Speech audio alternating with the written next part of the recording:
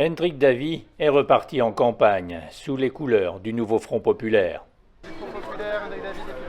Pas de logo de LFI sur la profession de foi, son parti d'origine ne l'a pas investi, mais il s'estime légitime.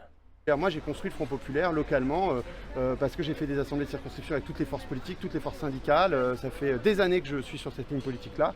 Moi je tire ma légitimité de ça. Je pense qu'Alain Poplar tire une forme de légitimité de Jean-Luc Mélenchon qui a décidé de la purge. Voilà, ceux qui pensent que cette purge était légitime, voilà, ils ont un candidat, c'est Alain Poplar. Et moi je suis candidat du Front populaire tel qu'on le construit localement. À l'électeur d'essayer de s'y retrouver le jour du vote. Pour Hendrik Davy, y aller contre l'avis de son parti n'est pas une toquade. La première raison, c'est que j'ai voulu vraiment vérifier qu'il n'y avait aucun risque et que le Rassemblement national, on serait au second tour contre lui et qu'on pourrait le battre et qu'il n'y avait pas de risque. Ça, c'est ça qui m'a décidé, vraiment, à la fin. La dynamique aussi, des gens qui étaient avec moi, on était 80 à 100 à la réunion où on a commencé à débattre de ça et j'ai senti qu'il y avait une dynamique pour ne pas accepter l'oukase de Jean-Luc Mélenchon.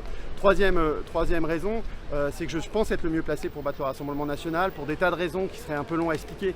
Le fait qu'ils aient voulu m'éliminer, je pense que pour des électeurs modérés du centre-gauche, je pense que je suis un bulletin de vote qui est plus facile à utiliser qu'un bulletin de vote, en gros, Jean-Luc Mélenchon.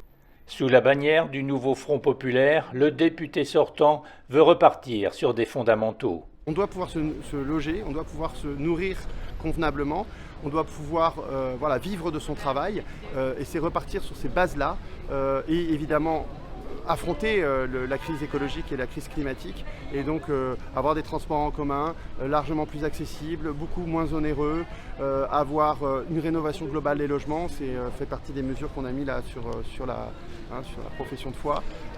Moi je pense que voilà, il faut repartir, remettre la France vraiment dans le bon chemin et avec ça, je pense qu'on peut aussi faire décroître le racisme et la xénophobie et le Rassemblement national. Entre deux distributions de tracts, il restait à faire un saut à la manifestation contre le Rassemblement national à l'appel de la CGT.